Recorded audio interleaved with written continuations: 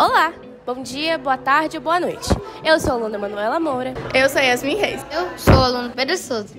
Eu sou o aluno Miguel Ângelo. E eu sou a aluna Mariana Anacleto. E hoje nós viemos falar do patrimônio público Palácio da Justiça, um dos maiores patrimônios do Amazonas e do Brasil. Essa é a visão externa do palácio.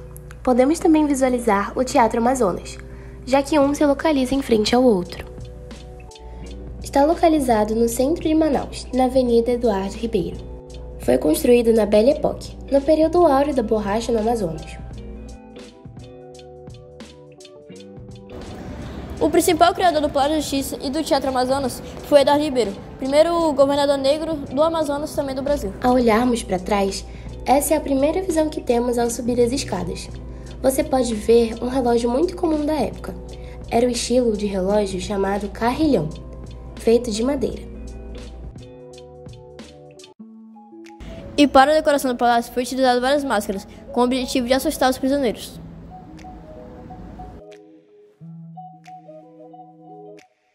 Esse cômodo que você está visualizando é o salão principal. Podemos perceber que em sua estrutura as colunas são inspiradas no estilo de coluna grego coríntio, onde seu capitel possui uma decoração exuberante e bela. Bom, o palácio foi idealizado em 1892, confeccionado em 1900 e aberto ao público, à visitação do público, em 2006. Na primeira sala onde entramos, podemos visualizar 3 belos vasos japoneses.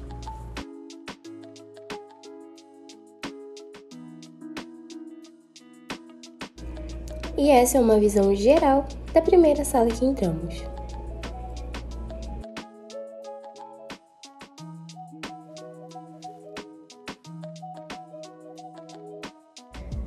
Essa era a sala onde aconteciam algumas reuniões e também era utilizada para a escritura de alguns documentos e livros.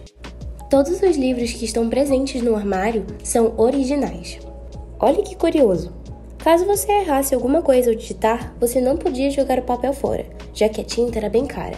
Então, logo após o seu erro ortográfico, você deveria colocar uma vírgula e escrever "digo" e a palavra certa em seguida.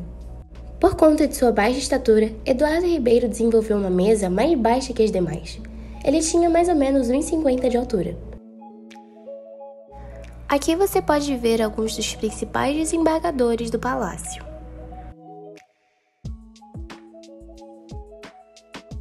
Nessa sala, há a representação das vestimentas usadas na época. Uma curiosidade bem legal é que as cadeiras eram feitas desse material para amenizar o calor.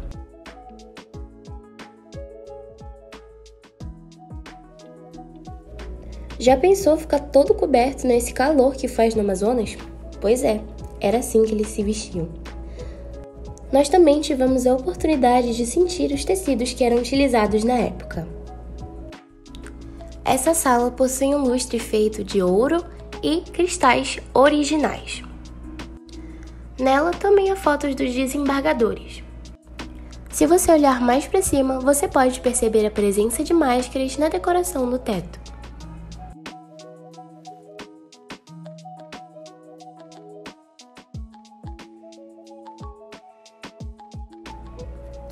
Nesses quadros, podemos ver algumas vestimentas comuns na época. Para a confecção dos tetos, foram utilizados uma técnica chamada stucco, vinda do sul da Itália.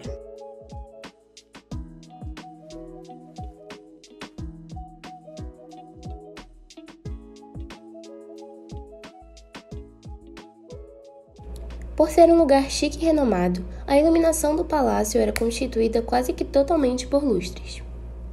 Aqui podemos ver outro relógio no estilo carrilhão. Essa era a sala onde ficava Eduardo Ribeiro.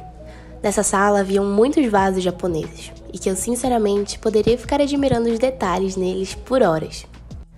Nesse objeto prateado haviam 2 recipientes feitos inteiramente de cristais.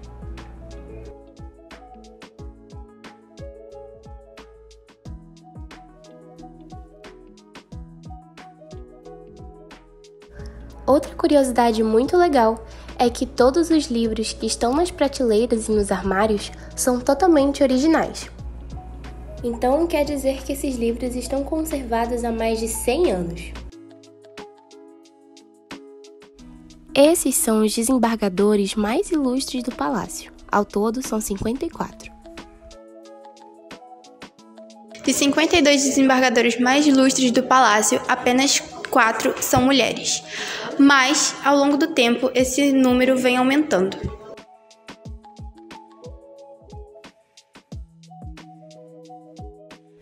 Aqui nós vemos o Museu do Crime, onde expõe diversos crimes e acusações mundiais e nacionais, como, por exemplo, a acusação de Joana d'Arc e Sócrates.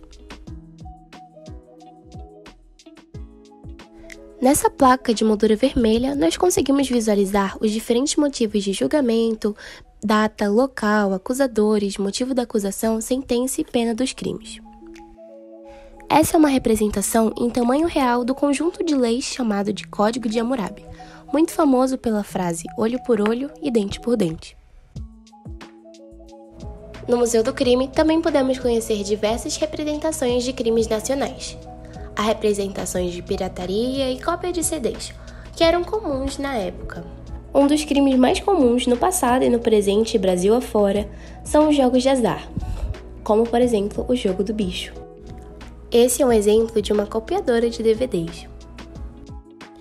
Essa é a sala onde aconteciam os julgamentos. Alguns julgamentos eram abertos ao público, mas se atrapalhassem, poderiam pagar uma multa de mais ou menos R$80 mil.